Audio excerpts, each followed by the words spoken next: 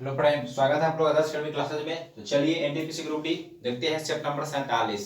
देखिए क्या कहता है। पहला क्वेश्चन कहता है कि गौतम बुद्ध के संवादों की भाषा क्या थी। देखिए, गौतम बुद्ध का जन्म जो कपिलवस्तु में हुआ था, लुम्बिनी नामक स्थान पर होता है। 563 ईस्वी पूर्व में का जन्म होता है ईस्वी में, और 483 ईसा पूर्व में जो इनका जो है मृत्यु हो जाता है। ठीक है। इनके पिता का नाम सुद्धोधन था और माता का नाम माया देवी था। इनके बचपन के 7वें दिन ही इनकी माता की जो है मृत्यु हो जाती है। तो इनकी लालापन जो है इनकी सौतेली माँ प्रजापति गौतमी करती है, और इनकी शादी होती है और एक जो है पुत्र जन्म लेता है, पुत्र जो है राहुल। और इनकी जो संवाद की जो भाषा था वह क्या था, पाली था, लेकिन प्राकृत था। लेकिन भगवान जो महावीर का उसकी भाषा जो है वह पाली था। तो गौतम बुद्ध के संवाद की भाषा जो है आंसर हो जाएगा प्राकृत था। क्या था? प्राकृत था। चलिए तो सारे पॉइंट नोट कर लीजिएगा। दूसरा क्वेश्चन कहता है कि महात्मा गांधी राष्ट्रीय समुद्री उद्यान जो है कहाँ अवस्थित है। यह जो महात्मा गांधी राष्ट्रीय समुद्री उद्यान जो है यह आपका पोर्ट ब्लेयर में पड़ता है। कहाँ पड़ता है? आंसर हो जाएगा आपका क्या? Port Blair. चलिए नोट कर लीजिए, आंसर क्या हो जाएगा? पोर्ट ब्लेयर हो जाएगा आंसर। चलिए, तो महात्मा गांधी राष्ट्रीय उद्यान कहाँ अवस्थित है? पोर्ट ब्लेयर में है। चलिए नोट कीजिए, अंडमान में पड़ता है यह।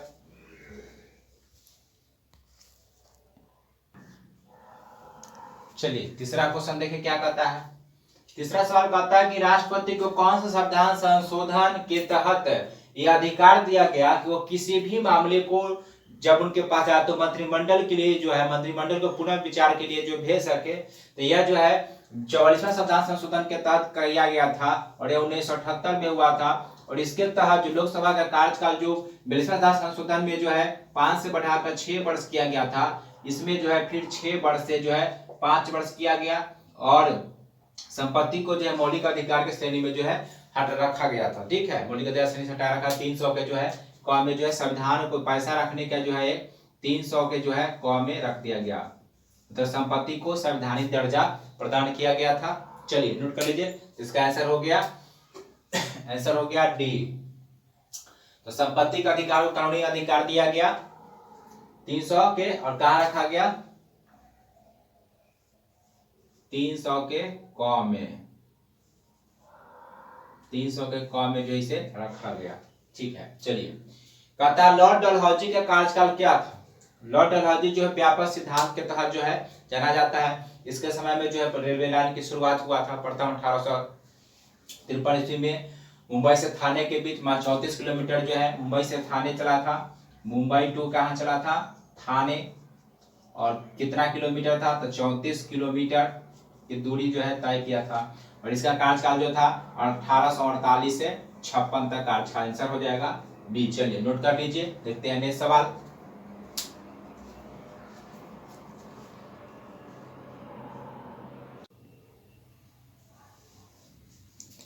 चलिए पांचवा क्वेश्चन देखिए क्या कहता है। पांचवा क्वेश्चन कहता है कि विश्व विरासत दिवस कब मनाया जाता है मेरे भाई। तो विश्व विरासत दिवस कब मनाया जाता है? तो इसका आंसर क्या हो जाएगा? 7 अप्रैल को मनाया जाता है। विश्व विरासत दिवस कब मनाया जाता है? 7 अप्रैल को मनाया जाता है। आंसर नहीं, 18 अप्रैल को मनाया जाता है। आंसर 18 अप्रैल को। ठीक है, 7 अप्रैल को जो है क्या मनाते हैं? 7 अप्रैल को जो है विश्व स्वास्थ्य दिवस मनाते हैं। विश्व स्वास्थ्य दिवस। 17 अप्रैल को लिखिएगा हीमोफीलिया। 17 अप्रैल को क्या मनाते हैं? हीमोफीलिया दिवस 17 अप्रैल को मनाया जाता है। ठीक है, 7 अप्रैल को विश्व स्वास्थ्य दिवस मनाते हैं।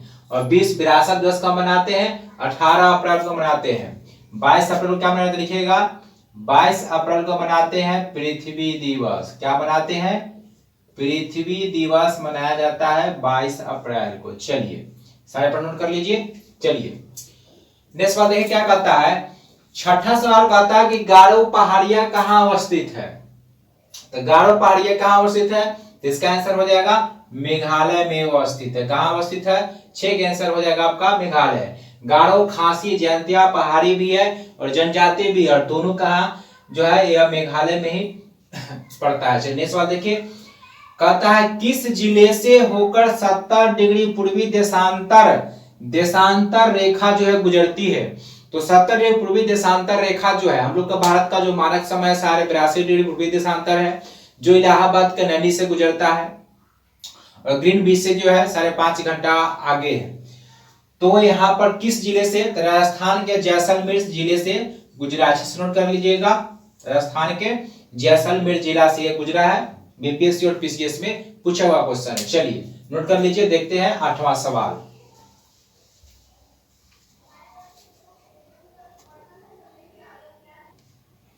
चलिए नेक्स्ट सवाल देखिए, 8वां सवाल क्या कहता है।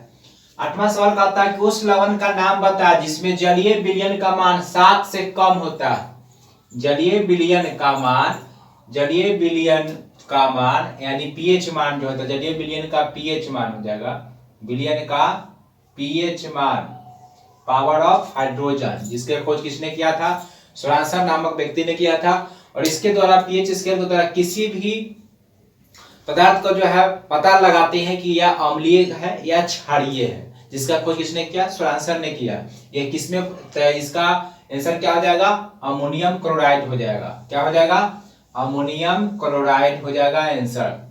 सोडियम बाइकार्बोनेट का सूत्र लिखिएगा, परीक्षा में पूछता है। सोडियम बाइकार्बोनेट, इसका सूत्र होता है, लिखिएगा NaCH,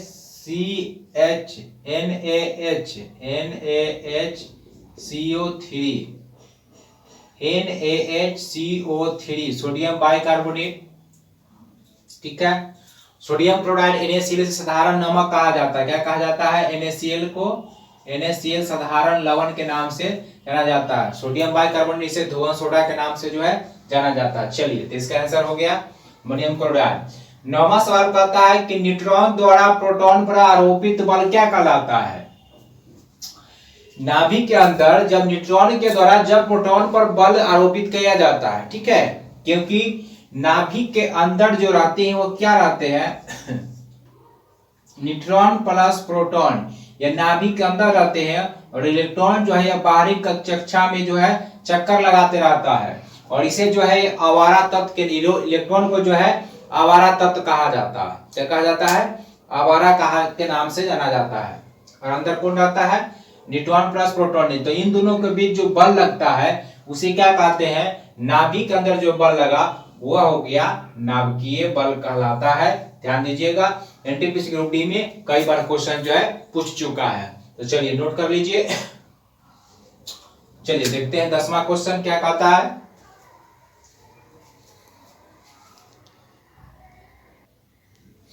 चलिए 10वां सवाल बने क्या कहता है। 10 नंबर सवाल कहता है कि 1 किलोवाट घंटा कितने के बराबर होता है। तो 1 किलोवाट घंटा होता है 3.6 के पावर 6 जूल। ध्यान से मारिएगा एग्जाम में मेरे भाई, यहाँ पर माइनस में भी है, ठीक है। चलिए कहता है पीला नीला को आपस में मिलाने से कौन सा रंग बने, एक बार और बताए थे, याद है बड़े भाई, त्रिभुज वाला। चलिए एक बार चलिए फिर से देखते हैं, एकदम दिमाग में बैठा लीजिएगा, इसे एक भी क्वेश्चन नहीं छूटेगा। यहां होता है लाल, हरा, नीला, यहां हो जाएगा आपका पीला, यहां हो जाएगा पीकॉक नीला,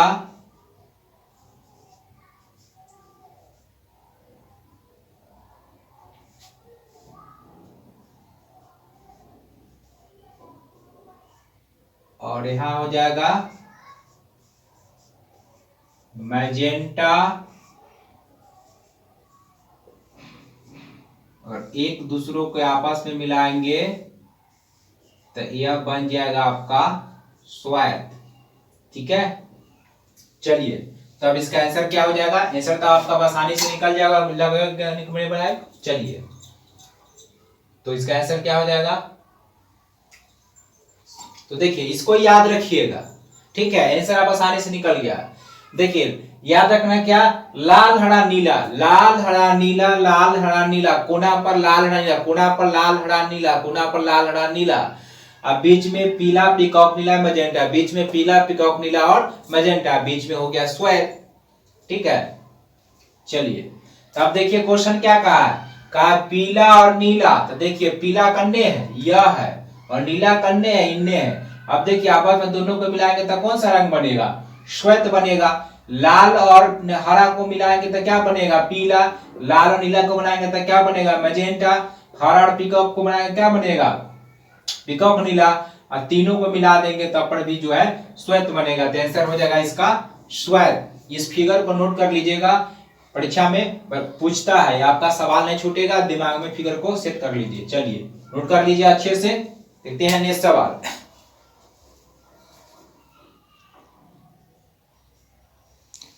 चलिए 12 नंबर सवाल कहता है कि हृदय की धड़कन नियंत्रित करने के लिए कौन सा खनिज जो है आवश्यक होता है। चलिए फटाफट बनाइए, तो इसका आंसर क्या हो जाएगा, आप लोग आंसर दीजिए तो कमेंट में इसका आंसर क्या हो जाएगा, कौन सा खनिज का प्रयोग किया जाता है।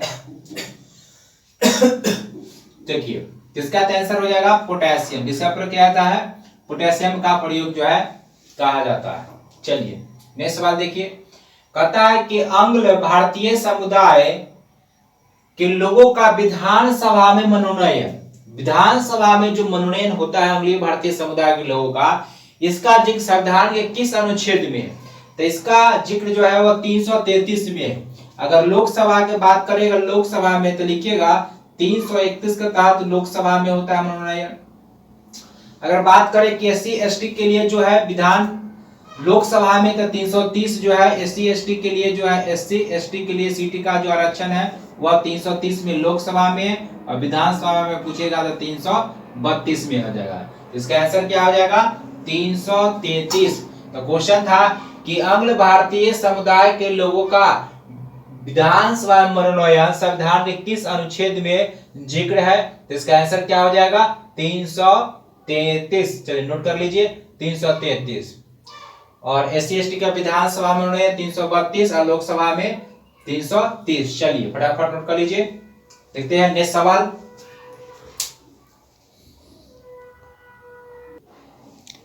चलिए 14 नंबर सवाल बनाए मेरे भाई, क्या कहता है 14 में कहता है कि महाजन समिति का संबंध किससे, कहता है कि महाजन समिति का संबंध किससे। तो महाजन समिति का संबंध जो है वह है लघु उद्योग नहीं, चीनी उद्योग से। इसका आंसर क्या हो जाएगा, चीनी उद्योग से संबंधित है। गरीबी रेखा में लिखेगा सुरेश तेंदुलकर समिति। गरीबी रेखा से संबंधित कौन था, सुरेश तेंदुलकर समिति, गरीबी रेखा से। बैंकिंग सेवा सुधार से था गोईपोड़िया समिति। कौन था, गोईपोड़िया। गोईपोड़िया समिति का संबंध किससे था, बैंकिंग सुधार से। और उद्योग से संबंधित कौन था, आबिद हुसैन समिति। उद्योग के लिखिएगा, उद्योग से संबंधित था आबिद हुसैन समिति का संबंध किससे था, उद्योग से। ठीक है, और गोईपुरिया समिति का संबंध किससे था, बैंकिंग सेवा सुधार से। चलिए 15 नंबर सवाल कहता है कि भारत में कर्मचारी राज्य बीमा योजना किस वर्ष लाया गया था। तो भारत में जो है कर्मचारी के लिए जो है राज्य बीमा योजना उनका लाया गया कि उनका बीमा किया जाए। बहुत सारे दुर्घटना वगैरह होते थे, इसको देखते हुए जो है कवर करने के लिए भारत में कर्मचारी राज्य बीमा योजना जो लाया गया, और ये लाया गया 1952 में लाया गया। कब लाया गया, 1952। आंसर हो जाएगा आपका ए नंबर। चलिए नोट कर लीजिए, देखते हैं नेक्स्ट सवाल।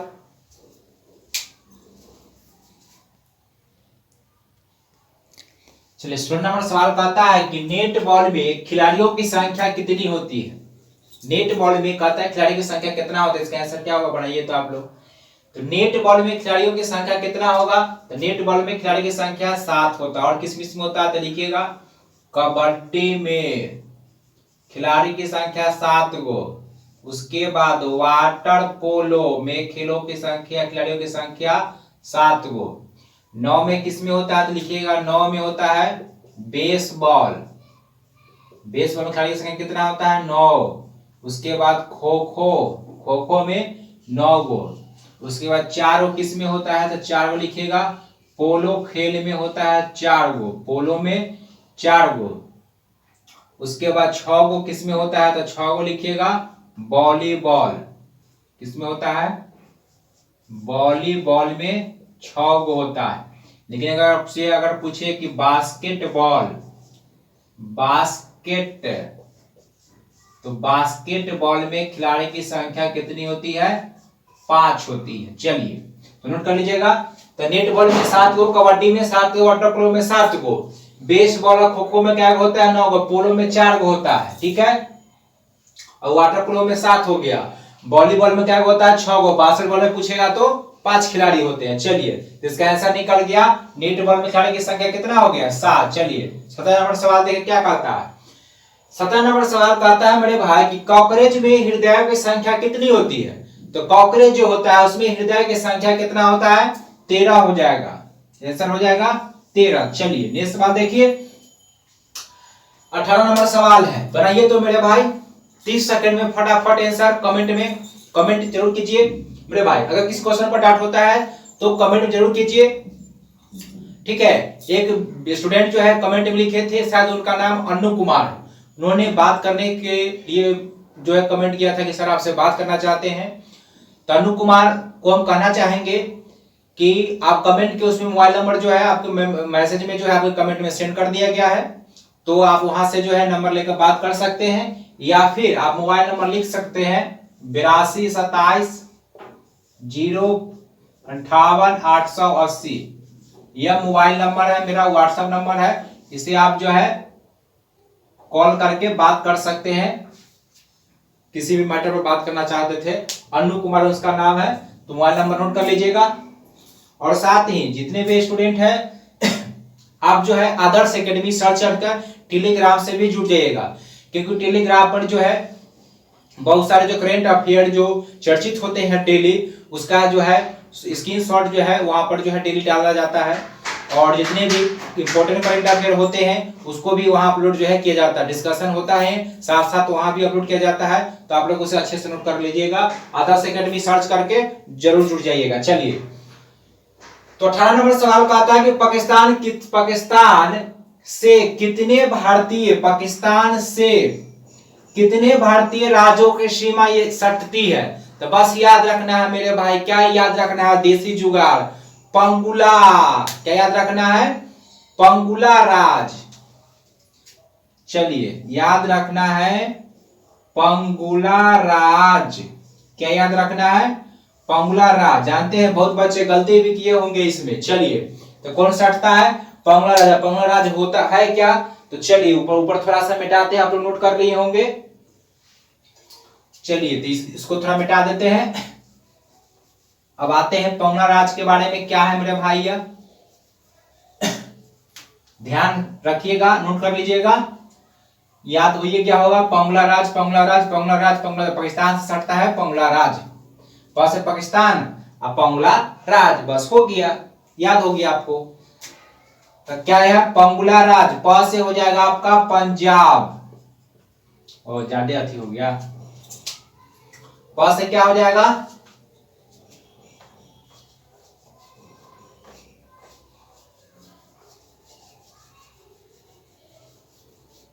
चलिए इधर लिख देते हैं, प से हो जाएगा आपका पंजाब, प से क्या हो जाएगा नोट कर लीजिएगा, प से पंजाब हो जाएगा। पंगुला, गु से हो जाएगा आपका गुजरात, गु से क्या हो जाएगा गुजरात, और ला से हो जाएगा नया राज्य जुटा लद्दाख हो गया मेरे भाई। बहुत आदमी गलती किए होंगे, हमें पता है, 4 गो मारे होंगे।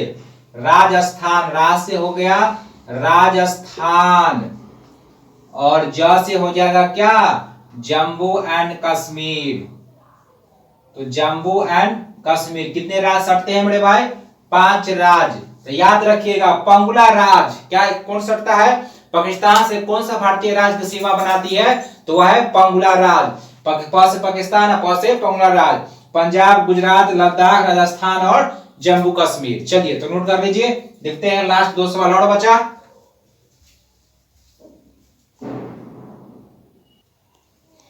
चलिए नेक्स्ट सवाल देखिए। अब देखिए नेक्स्ट मेरे भाई, करंट अफेयर सेट हो गया।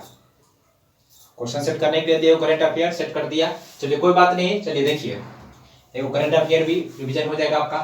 कहता है कि ब्रिक्स 2021, बात करते हैं पहले, यह ब्रिक्स नहीं था, ब्रिक था, ठीक है। इसमें लास्ट में जो साउथ अफ्रीका जो है यह जुड़ा 2010 में जुड़ा था। कब जुड़ा था? 2010 में जुड़ा। उसके बाद यह जो है इसका नाम हो गया ब्रिक्स हो गया, ठीक है। और ब्रिक्स में जो है, ब्रिक्स में यहां लिखते हैं ब्रिक्स BRICS।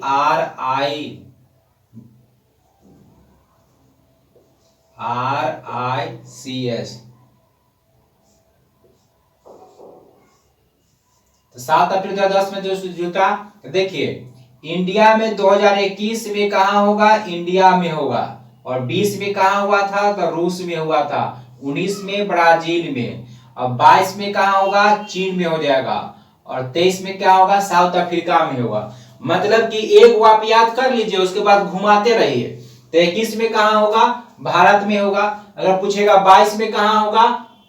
21 में भारत में होगा। तो 22 में कहां होगा? चीन में होगा। 23 में कहां होगा? साउथ अफ्रीका में होगा। अगर पूछेगा कि 20 में कहां हुआ था? तो रूस में होगा। और 19 में पूछेगा तो यह हो जाएगा ब्राजील में हो जाएगा, ठीक है। तो 23 में यहाँ, 24 से फिर यहाँ, 25, 26, 27 इसी तरीके से जो है घूमते रहता है। और अफ्रीका शामिल हुआ 2010 में। चलिए एशियान पार्ट लिखिएगा। अगर आपसे पूछेगी आसियान का, तो लिखिएगा आसियान का बैठक जो है इसका 36वां और 37वां दोनों बैठक जो हुआ था वो वियतनाम में हुआ था। कहां हुआ था? दोनों बैठक जो है 36वां 37वां जो है दोनों बैठक आसियान का कहां हुआ था? वियतनाम में हुआ था। लेकिन अगर पूछ ले 38 और 39वां, अगर इसका पूछे किसका 38वां और 39वां बैठक कहां होगा, तो लिखिएगा इसका बैठक होगा बंदर सेड़ी। कहां होगा? बंदर सेड़ी में होगा। कहां होगा? बंदर सेड़ी में होगा। चलिए नोट कर लीजिएगा कहां होगा? बंदर सेड़ी में हो जाएगा। चलिए 20 में कहता है कि आईओसी का मुख्यालय कहां स्थित है। तो देखिए आईओसी यह भारत के सबसे बड़ी तेल जो है उत्पादक कंपनी, निर्यातक कंपनी है। आईओसी जो है यह भारत के सबसे बड़ी तेल जो है निर्माण कंपनी है। क्या है?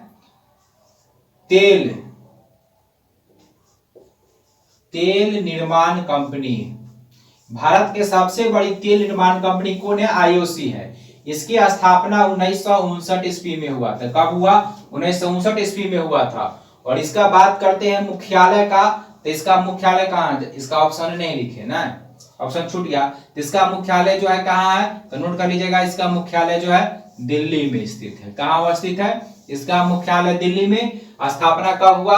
1959 में इसका स्थापना हुआ। भारत के सबसे बड़ी तेल जो है निर्माण कंपनी आईओसी है। और इसकी स्थापना 1959 में, मुख्यालय कहाँ है? दिल्ली में। चलिए फटाफट नोट कर लीजिए इसे। यह था मेरे भाई आज के महत्वपूर्ण 20 सवाल। मेरे भाई परीक्षा के दृष्टि से इंपोर्टेंट सवाल है, सारे पर अच्छे से नोट कर लीजिएगा। और यह बैठक भी ध्यान रखिएगा, परीक्षा में यहाँ से टपकेगा। करंट अफेयर पढ़ाते हैं, हमें सारे पॉइंट बताए भी थे।